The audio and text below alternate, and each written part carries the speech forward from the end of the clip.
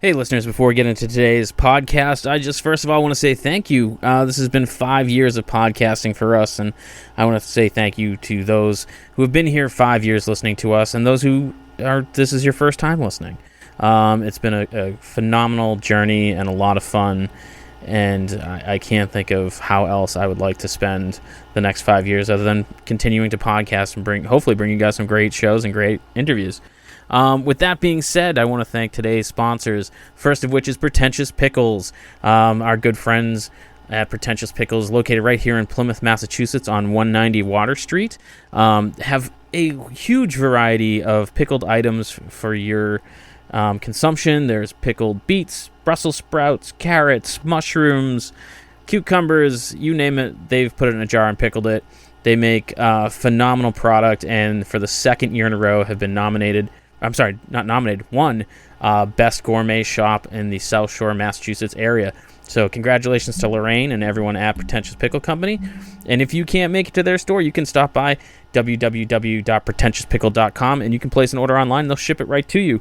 If you're into pickles, you should definitely check that out.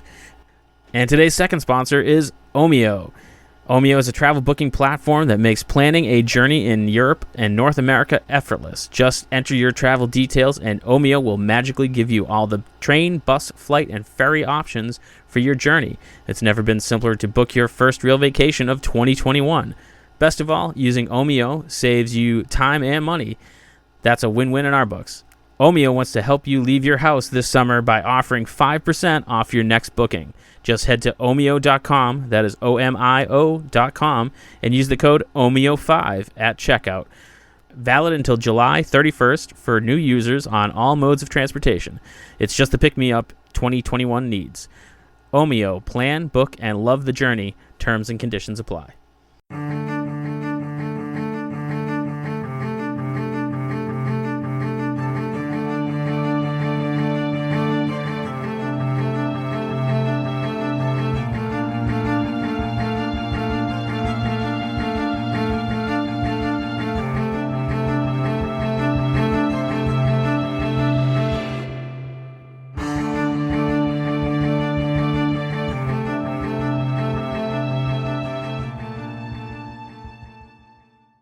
Welcome back, Inebri-arts. This is Andy, the Inebri-art podcast, and in case you can't tell, I'm super rusty at recording in person, and this is not a Zoom call. This is live-ish.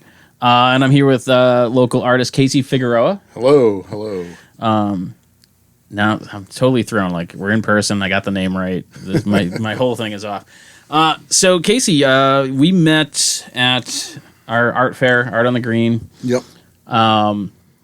And you were saying how you want to get more into the art scene here. I'm trying to remember, you just moved here not too long ago? I'm from the area originally. I'm from Massachusetts, from Plymouth, basically. Graduated from Silver Lake High School. But I've been traveling around for a long time, and I actually just moved back into town because I just finished my graduate degrees. Oh, nice. So I graduated from Montana State University with a Master of Fine Art, MFA in Studio Art, and a MA in Native American Studies. Oh, wow. So I was out there for about 5 years, and before that, kind of traveling around and kind of here for a little bit and then gone somewhere else and then back. And so why the 2 art degrees and a Native American Studies degree? Do you kind of combine those 2 or 3? Well, to an extent, for myself, because I worked at Plymouth Plantation for a long time, like 20 years, and so there's a lot of questions that you develop over time, and especially things having to do with Native Americans and Indigenous people. There's a lot of questions about relationships and interaction and how people relate to each other. And so there are a lot of questions I had for myself personally that I wanted to kind of investigate. Yeah. And so I have my bachelor's degree from UMass Dartmouth. Yeah. So I got that around here after taking, some more kind of diversions again. That was another long and twisty road. But basically the questions I went to grad school with were things like, very kind of basic, like foundational questions, like, what makes native art native? Who gets to claim that? What does it mean? Yeah. And then especially for myself, particularly because I'm an abstract artist, so I'm not utilizing native imagery or symbolism. I'm more about examining kind of indigenous like principles and paradigms and like design principles. Yeah.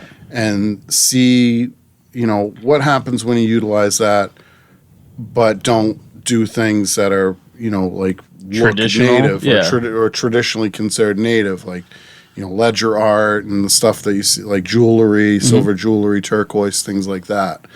So I want, what does it mean to be a contemporary abstract artist who also identifies with indigenous heritage? Yeah. So I felt that having that native studies, because I've been involved with native communities like Mashpee and Aquina out in Martha's Vineyard, and a lot of the East Coast people from around here, all up and down the East Coast. I've been involved working with them as friends for a long time. Yeah. So there's a lot of questions about positionality and like all these kind of methodologies that are used in native studies. And for me, I feel that native culture and art, it's one and the same, really. There's so much art within native culture in everything. Right. Like it's just the part of the way that you do things. So there's all the bags, they're all hand woven, and the pottery is all handmade, and it's all beautiful in addition to being functional, utilitarian. So it's got both those things. And so I was like, all right, so let me examine that further and really kind of drill down into the foundations of what all that means. So how do you incorporate that into an abstract piece? Well, basically, the thing that I ended up with is that now I don't call myself or identify as a native artist for a number of reasons, all of which are complicated and contradictory and confusing at times. But there's a couple things that are in place. So there's the Indian Arts and Crafts Act of 1990, I believe. And that is basically, the law is about truth in advertising. So if you say that you're a native artist, you have to be from a native community. And furthermore, nowadays, kind of the where it's at, you can't just say you're from a community. That community has to acknowledge you in return. Okay. So it has its pluses and minuses. It's it's important for sovereignty, right? But then there's also the whole issue of colonization and how Native people have actually been affected directly. And so, in some ways, it covers all the people who are like federally enrolled or recognized in that fashion. But there are a lot of people who have indigenous ancestry who do not fit within that kind of circle. Right. And so there's a lot of questions involved once you get kind of on the periphery, on the liminal area of, what does it mean to be indigenous? Is it enough to recognize and acknowledge your indigenous ancestry? Do you have to play an active part? Do you have to be an active part of a community?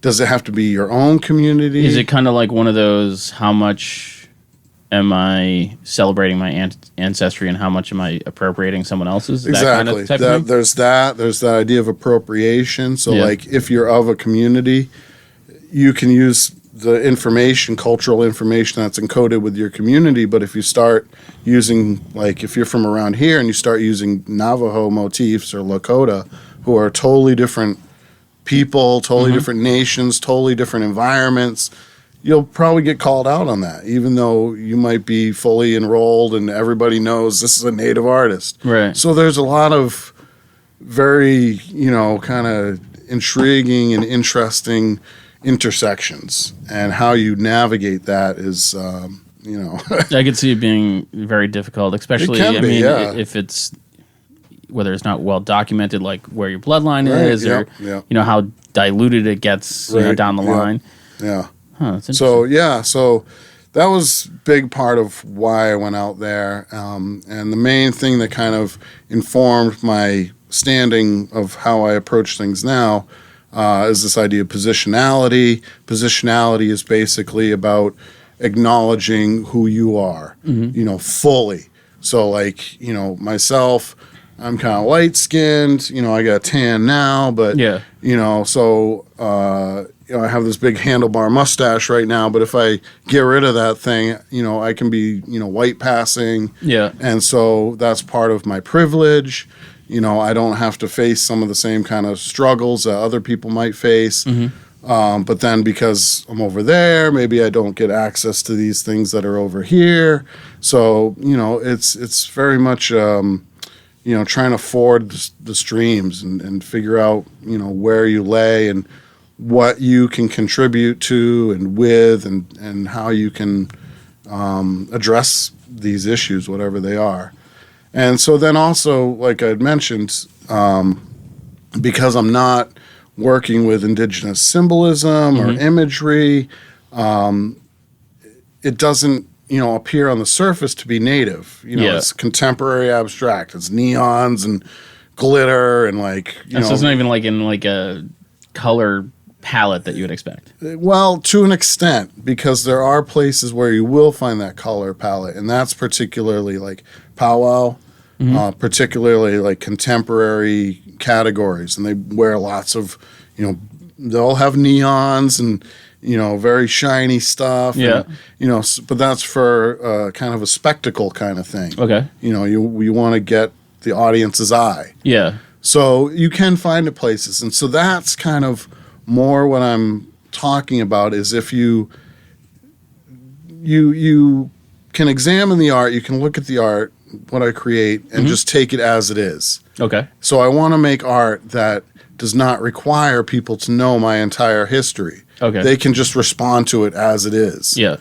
But then there's also stuff that's encoded within it that if you decide that you want to know more about it, then it can bring, greater understanding of kind of what's going on and how I got there. And, so especially with abstract art, I feel that a lot of people just are like, my dog can do that. Yeah. Kind of thing. I love those people. Yeah. Or B, that it's like they're concerned that they're going to get it wrong, like they're going to interpret it wrong. Yeah. And I don't want that. I just want people to be able to enjoy it, react to it in some fashion. So either they love it or hate it. Yeah. If I get the meh, like, okay, then I haven't done it right. Right. Because so even the people that like my dog can do that, you're at least getting a reaction. Yeah, exactly. Yeah. That's the thing that's important to me because then I know you're alive and you're thinking and feeling. Right.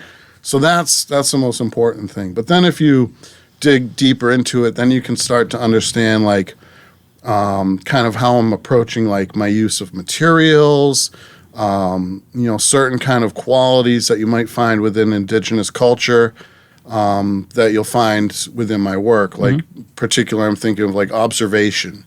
Observation I feel is kind of particularly indigenous in nature in terms of like observing the cycles of nature and observing your environment. If you go out hunting, there's a long periods of time of just sitting, right? And you're just looking at an area, and so you're seeing things that are going on. You see little animals, and I was sitting down at the waterfront a couple weeks ago, and I saw a mink right by the Mayflower. Yeah, he was bopping in and out, and getting little. I was like, "There's mink in downtown Plymouth." Yeah, I saw one by the gristmill a few years ago, and actually, was it? I think I saw something. Yeah. On Main Street, Yeah. and I'm like, it's either a mink or someone's pet ferret got out. Right. Like, it's just like running like right down in front, like on Main Street. And, they kind of like boop boop. Yeah, boop, yeah. boop. So Yeah. It's weird because you typically think of like this area being very like bustling, but Right. Yeah. there's a lot of forest area. And that bear, that poor boo-boo who just got killed. Did he get shot? No, he got hit by a car. Oh, that poor thing. Yeah, I remember that was... a bear around here. Kingston, that sounds crazy, right? Yeah. I mean, during COVID, it was all... I think I saw more rats than anything else. Yeah, well... Because everything was shut down here, right, so I lived like 2 blocks away, so they would kind of like start to scamper out looking for food. So was this, indigenous art always a motivator in your artwork, or like what was the first thing that you fell in love with about art? I mean, for me, it's always been about color. Yeah. I love color, like bright and intense, and it's also about kind of like material studies, like what you can do with particular types of paint and how they react to different materials and different applications, and what kind of effects that you can get with your painting, depending on how you make use of these things. Like just something as simple as a gloss versus a matte. Yeah. How does that affect the painting? Gloss is really cool because it makes everything real deep and really like fresh looking, but then it's also, depending on the lighting, it can literally be difficult to see because of all the reflections. Yeah. So how can you make use of that? If you have it contrast against bits of matte, what's happening now, what's happening. I like to play around with things like, color theory. Red usually is seen as coming forward. So oftentimes I'll say start off with blue or something like that as your background and build, I'll put red right at the background and go from there. Because now you've already instantly created a tension. Yeah. If you have that red behind and then you put a blue on top of it, that red's going to want to really push through, and that blue's going to want to, and it's going to be more kind of intensified because of the manner that you've put them down. Yeah, I always find that interesting to explain to newer artists or people who are kind of interested, where there's always rules. Yes. But and you have to learn the rules so you can break them. Exactly. That's it. You learn the rules. You use the material how they're, supposed to be used. Scare quotes, supposed to be used.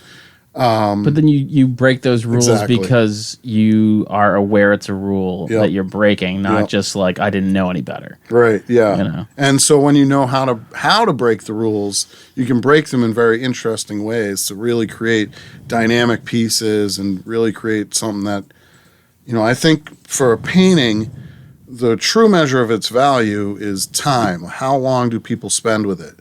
You can say it's money. Yeah. But the reason why, like, say, the Mona Lisa is so valuable or invaluable, really, is because of the amount of time that people have spent looking at it. Oh, so you don't mean the artist working on it. You mean, like, the spectator. The spectator. You always got to think about the audience, the spectator. So the more time that the audience spends with that painting, the more, valuable it becomes, because it kind of earns this sort of aura or, this quality of people wanting to know more about it. Yeah. And so I want to, when I'm working on my paintings, I want to create something that, for my collectors, something that they're going to always have like more stuff to see. They'll maybe just be walking by out the door on the way to work one day, and the sun hits something right, and they're like, whoa, what is that? I never noticed that before. And so create this piece that's always kind of giving them a little bit more, rewards the time spent with it. Because there's a lot of work that, you look at, you're like, okay, I got it. Boom, next. Okay, right. You go to the museum. It's not about generally, especially your first time through, it's like, okay, gotta see this, gotta see this, gotta see this, gotta see this. But the more time you go there, you might be like, okay, I've seen that stuff. Now I want to go and really, enjoy this one particular piece. And there's always something that people do, and it's not just art, it's just about everything, where for some reason you'll walk by something 1,000 times and never even notice it. Yeah. Not look at it, just like it's not even there. Right, yep. And then one day you're like, how long has that been there? Yeah. I was like, I don't know, 9 years? And you're like, really? How did I not know that? and it's very, very strange. And a friend of mine had put up a new fence. Yeah. and I stopped over her house, and I get out of the car, and I grabbed some stuff, and I go in the house, and she's like, "What do you think of the new fence?" And I'm like, The what? She's like, "You didn't see it?" And I'm like, "I don't know, it didn't register." And like, she's like, "Aren't you supposed to notice things? You're an artist." And I'm like, "That's not really how it works." Like, yeah. it's.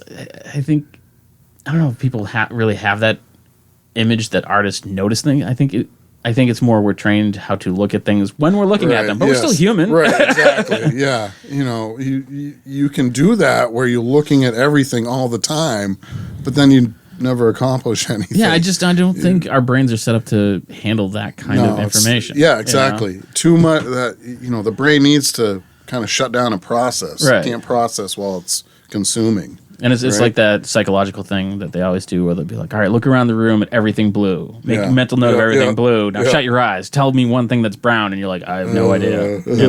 Yep. So it's interesting. And I really like how you're talking about how like you want your art to kind of like constantly be giving back and surprising people. And it makes me think of like those favorite TV shows where like every time you watch something, you're like, oh, I just picked up something new. Yeah. Are there other influences in your artwork other than your indigenous background? Well, I hate the word influences. Okay. Just because it's like such a reductive way of looking at, like it's such like it's a shortcut, right? Yeah. It makes it easier for people to be like, okay, that's what this is. So it makes it easier to kind of define. And then once you define something, now it's that thing, and you don't have to. It's categorized. Yeah. You can put it away, and you understand it, right? So that word influences, it kind of. So how would you describe it? Where does it come from? Well, kind of the way that I think about my art a lot of times is kind of like maybe in a mathematical or an algorithmic kind of way. Okay. So it'd be like variables within an equation. Okay. So, with math, basically there's an infinite number of answers depending on how you phrase the equation. Okay. Like you can say 1 + 1 = 2, but then you can say 1 + 1 = something else if you're using like a base 3 number system. Okay. So if you change like how like the terms of the thing are defined, you change the outcome of it. So that's what I'm kind of exploring, is I'm trying to understand like what happens when you change the variables within the things that are interacting, what's going to come out the other end. So what would you say are the main variables, like the materials and the type of paint? Yeah, the materials, the type of paint, how you deal with the paint. Is it really thin? Is it a glaze? Is it very thick and opaque? Is it matte? Is it gloss? Those sort of things. So that all that will affect, how, what the end process is. Because when I'm starting a piece, I generally don't have like a vision of how it's going to look at the end. I've had professors tell me that, oh, you're a reactionary painter, so you react to what's on the canvas.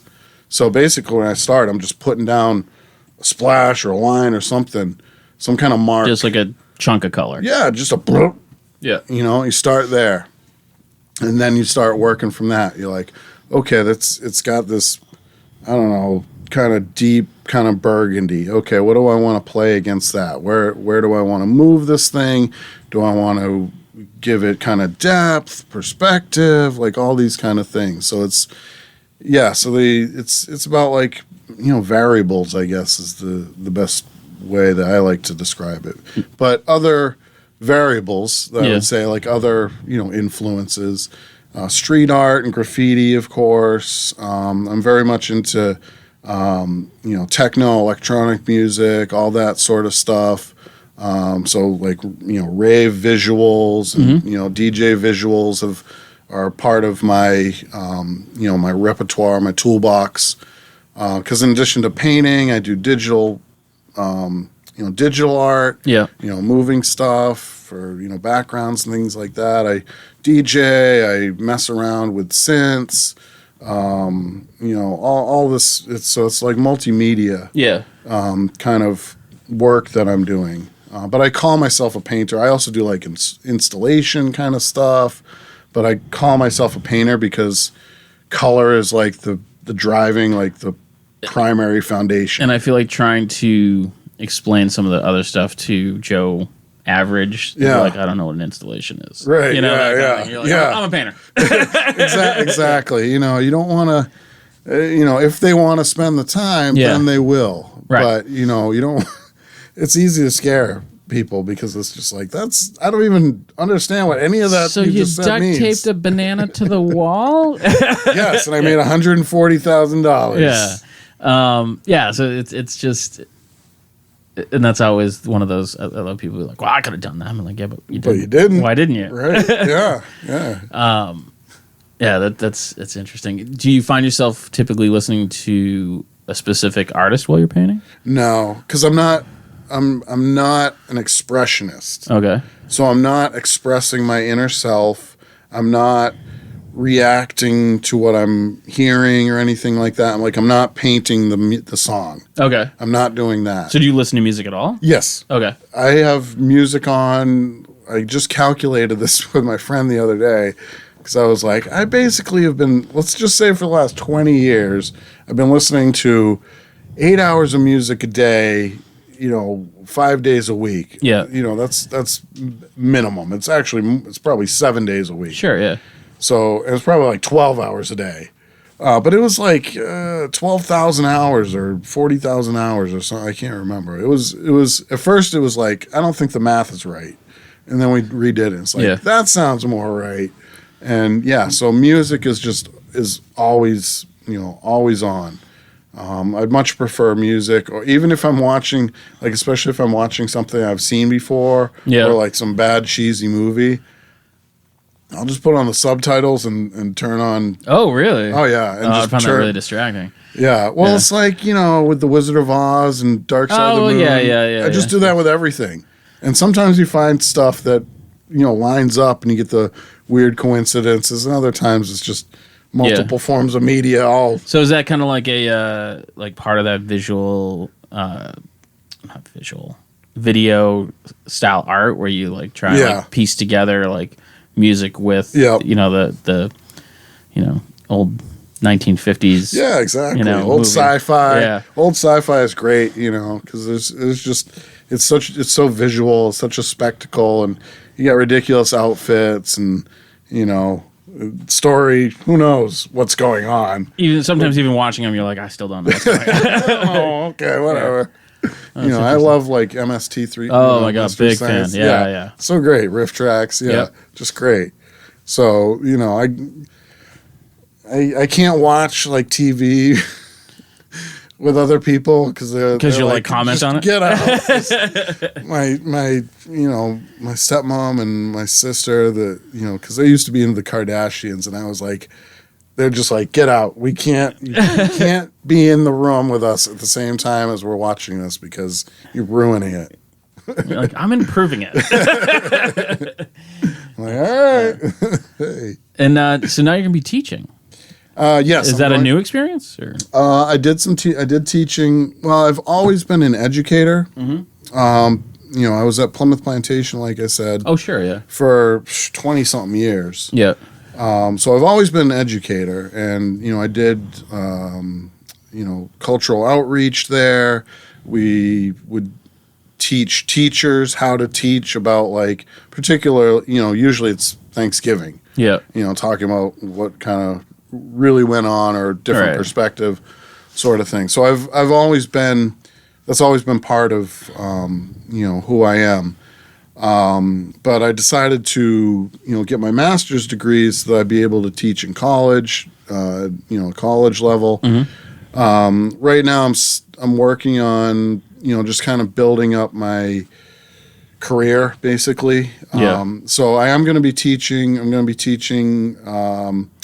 a abstract painting class at the Plymouth Center for the Arts. Yep. So it starts the next session, which is July 28th. So there's still time to sign up. Maybe not after this goes up. Well, possibly not. Maybe. Yeah. All right, but I will be. But they can request to sign up for the next one. Yes. Yeah. Yes. Exactly. So that's 6 weeks. Yeah. 6 weeks. And it's 3-hour classes, And basically, I'm going to be teaching about abstract painting and specifically like formalist kind of theory, which is basically exploring, we'll say the paint is the subject matter as opposed to like, life drawing or something like that. So the paint itself is what you're examining, Right. what you're exploring. And so I have, kind of laid out how I'm going to approach things. So hopefully people enjoy it. It's nice because this way of working, it's kind of like homework. Yeah. It's a lot of material studies and technical studies. So again, it's learning about how to really, if you're a carpenter, you want to know how to really use your tools. Right. If you know how to use the proper tool for what you're trying to achieve, it's going to be more successful than if you're just going in with a hammer. And I think some people who aren't that familiar with art in general kind of lose that idea where it's like sometimes it's not actually, I'd say probably more often than not, I'm not working on a finished piece. Right. I'm working on a sketch. I'm practicing, whatever. And it's, the baseball player throws more pitches outside the game than inside the game. Yeah, exactly. Yeah. Yeah, you gotta get your work in. You gotta. Was that baseball reference, right, Fish? Not one for the sports. Well, so. Yeah. No, you got to get that stuff done, and it's nice because for painting, it helps to get away from that that need to like feel like you have to have a thing in your mind and you have to make it exactly like what you're seeing. Because I mean, anybody who's ever done any art knows that getting what you see in your brain out through your arm and through your hand onto the paper is like the hardest thing to do. Yeah. It never turns out like you expected. I think the thing I struggle with the most is trying to do something that doesn't look photorealistic. Yeah. Because there's that like pushing my brain being like, well, that's not the right proportion, or that doesn't look like a person or whatever. And it's very like for me to kind of shut off that, do something more impressionistic or abstract is really tough. Yeah, because I mean, it's nice to be able to combine them too. Yeah. Because then you can get interesting things with like focusing and, how you're moving things around. But some, if you're doing like photorealist and life drawing, there's some weird looking like foreshortening. Oh yeah, then when you draw right, you're like, that doesn't look right. That's not. What is that? Yeah. And no, it's 100% right, but it looks so weird because you're moving it from a 3D whole space into a flat surface. Which also kind of goes back to that. So you have to know the rules, and then you have to know when to be like, all right, when I draw that, it's not going to look right. So I got to kind of draw it to make it right. So the person understands like how that hand is positioned or whatnot. Yeah, exactly. And that's a huge struggle. Yeah, it is. It's fun though because then you can just be like, all right, this is just a thing, and it doesn't matter. This is just for me. Yeah, it doesn't matter if it looks good. If it adheres to like standards. This is me just messing around, trying to figure something out, trying to learn and just get better control of my tools and, how to make use of different stuff. And I like to use like Home Depot or Lowe's. Yeah. I love going shopping for materials in there because then you get stuff that's like industrial or commercial product and you turn it in, use it in some way that's never been intended for. Sure, yeah. And you just turn it into something else. And I think that's, it's creativity. And they always have like that shelf of accidentally mixed paint or whatever where you're like, ooh, 30 cents? Yeah, hell yeah. Make use of that. I need more taupe. Yep, absolutely. Never have enough taupe. Yeah. That's because I used to work at Home Depot, and any time you walk by, I kind of just like peek over, and anytime there was like an interesting color, like, hey, that's a cool pink or whatever, you'd be like, I'm getting that, because the majority of it's like taupe or beige. And, gray. This off-white is just a little bit too off-white. Yeah, yeah, exactly. It's more eggshell than off-white. Yeah. So what are you working on now? Are you working on a specific painting? Do you have like more than one thing going on? Usually when I'm painting, I'm working on like 3 or 4 at once. Yeah. Because I tend to work very fast. And acrylics, they dry fast, but sometimes I go real heavy. I'll do pours and stuff like that. And so then you break out the heat gun and hurry up, come on. But yeah, the thing with abstract, you have to know, like, when is it done, right? Right. Is the question. Well, so how do you know when it's done? So that's part of it. That's why I work on a bunch of stuff at once, so I don't overwork something, or it's got to breathe. It's got to breathe for a little bit. You got to be able to sit with it. I sit with my pieces just looking at them probably twice as long as I actually paint. Because then, for me, because I'm not trying to tell the painting what it's going to be. I'm trying to, I guess, might sound mystical or whatever. Yeah. But listen to the painting and see what it wants, which is a different way of approaching it. I have had professors in grad school be like, "So you're not taking responsibility for your work?" I'm like, "That's not." I never really thought about it that way, but no. Yeah. I never considered that kind of frame of thinking. It's not that I'm not taking responsibility. It's not that because I don't want to tell the audience what they're supposed to be seeing. Yeah. That gets back to let the audience engage with it in their own fashion. You got to meet them where they're at. And allow them to experience it on their own terms, because then it's going to become more meaningful. Afterwards, like I said, if they want to kind of dig deeper and see where I'm coming at for how it came about, then sure, you can examine that stuff. But I always find the art school professors would love to find that one thing. Yeah. And I remember we had the end of semester where basically you hang up everything you've done in a classroom, and then they just come through and pick it apart. Yeah. So there's a whole classroom full of a semester's worth of work, and they talked about two pieces. Yeah. Yep. Exactly. One that they didn't like, right, and one that they did like. Yep. And they're like, "Oh, you must have been really into this one because it came out really great." I'm like, "No, I really didn't enjoy that one at all." It was actually 10 minutes. It was mindless tedium. They had us take a master work and then make it into a mosaic using so you're just gluing down little tiny squares of paper. I'm yeah. And then the other one was a portrait, and they're like, "Well, we don't really like that." I'm like, "Well, I really enjoyed working on that." And why? I'm like, "Because I felt like I learned from that one, and the other one was just gluing down." That was an hour-long conversation where I'm just "Fucking kill me!" Right. Yeah, I mean, everybody's an individual, right? Everybody brings their own things. Yeah. Everybody has their own kind of what they're trying to achieve, and so for some people, it's very important to have that actualization of the image onto finished product. Yeah. And it matches up.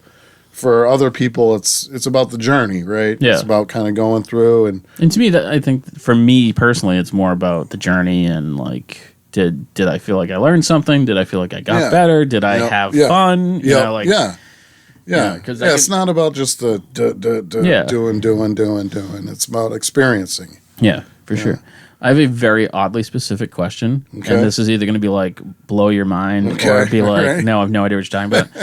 Have you ever done a painting demo at the old Waterworks building on Howland Street? Yes, a live painting. Yeah. Yes, I did. I was there. Yeah. Okay. All right. And just through this conversation, you talk about Home Depot and the colors, and I'm like, I think I've seen this guy paint before. Yeah. I think I've heard this. Yes, I did. Because I'm like, that was about I don't know. Yeah, put the big 7 tarp years down. ago. Yeah, put the big tarp down and just went at it. Yeah. Yeah. Yeah, that's such a cool building. Yeah, it is. Is there anything in there now? They have a gallery or something in there, don't they? There's some art studios in there. There's a design company. I don't know what else is over there. Yeah.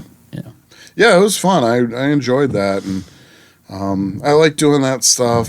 Kind of live painting and things like that. But it just depends on where I'm at. Yeah.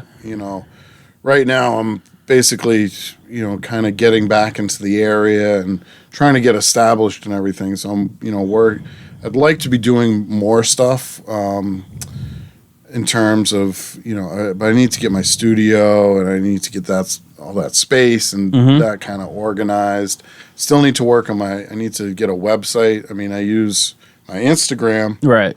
to kind of, show process stuff, but I have probably like 40 paintings that I brought back with me from Montana that I did when I was out there. So that's now the Montana collection, which sounds very like upscale, right? That sounds very hoity-toity. Yeah. So I got the Montana collection. I think now I'm starting on either like the Massachusetts or the Bay collection. I haven't decided. Yeah. How is the two collections different? Like different? Well, it's different. Totally different environments. Yeah. With Montana, it's mountains, so it's like impossible to not paint mountains. Yeah. Like everything, like especially abstract. Just the shapes and the motions and the lines and everything. Mountains are very like. They're powerful and, picturesque and, especially when you got snow on them or snow with light. Yeah. You get sunsets and you get nice, beautiful colors in there. You get clouds. So you got tons of stuff, tons of information that you can work off of. And then out here. It's Dunkin' Donuts. Right. It's just all Dunkin' Donuts, like just pink and orange. Purple or whatever. Yeah. Yeah. But yeah, out here you got, you got your beaches, you got the ocean, you got harbors.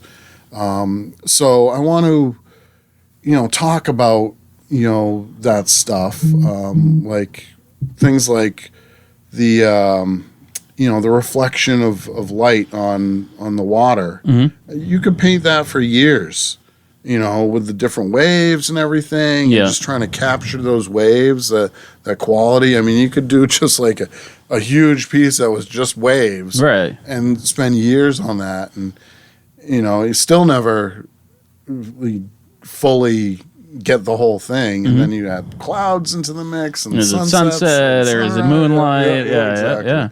Yeah. So, and I love Plymouth area. It's just a really nice area, and has, it's got a long history. Even going back, certainly before the Europeans came here. So there's a long history of art. There's a long history of working with, the materials that are offered here. So I have ideas of projects I'd like to work with. That. Have you ever tried to do that, to try to like kind of create a pigment from like how they would back in the day? Yeah, I've added dry pigments to my toolbox now. Yeah. And so I've been playing around with that. Klein Blue is like one of the famous ones where he kind of like invented his own pigment. Yeah. He didn't invent the pigment, but he invented like basically the binder. Yeah. Because what he was going for was he wanted to get the pure intensity of just a pure color, but also maintain that kind of the dry quality of it. Yeah. And it's very tricky. It's not easy to do because generally once you start adding binders and things, it affects how the pigment it turns into. And so I've been playing around with dry pigments and trying to figure out, okay, how can I kind of maintain the qualities of the dry pigment as opposed to just using pre-mixed or using a lot of medium and making it very thin and glazy or whatever. And then I'd like to because a lot of the work that I was doing when I was out in Montana and I was examining this idea of indigenous art, I was using plastic, PVC and vinyl. And one of my professors, she told me, she was like, I didn't understand what you were doing because like you're talking about native art, but then using plastic and vinyl. I'm like, that's exactly what I was trying to figure out. Like, right. Is there a way, are you only allowed to use things that are like the tradition? Right. That are understood, or can you communicate kind of certain ideals or perspectives through different materials, or how does that change the message? Yeah, and there's something this isn't throwing shade at all. It's not meant to throw shade. But, if you're doing traditional materials in a traditional way, it's not really growing the art form. There's that. It's maintaining, which is important. Absolutely. For tradition. But there also needs to be evolution. Yeah. And that's another thing that's part of Native culture is there's always been that kind of adoption and adaptation of new materials. Glass beads, they're from Europe, but they are very much considered a native traditional form nowadays. Yeah. And especially some of the native artists, Jamie Okuma is one I'm thinking of in particular. She does beadwork, but it's like high fashion. Yeah. It's amazing. She does like one of her most famous pieces is like thigh high, like leather boot, stiletto boot that's entirely beaded. And it's got like some kind of birds on it. Yeah. Bluebirds or something. It's very colorful and it's precision, like exquisitely crafted. And it's just amazing. And it's taking that kind of stuff to the next level of this is native art. This is also high fashion. This is also contemporary art. Yeah. It's maintaining and utilizing tradition, but it's also evolving the artistic expression. And that's so important. Any culture, whoever it is, has to be allowed to grow and breathe and expand to express itself, right? Because then, if you're not, then you're not growing, right? So that's so important. Well, I want to say thank you. I mean, right. this flew by. Yeah. But where can people go online? You mentioned Instagram. You don't have a website yet, but where can people go online and check out your work? I have an Instagram, Stone Bear Studio. So Stone, Stone, and the little kind of lower bottom. Oh, the underscore? Underscore. Yeah. Okay.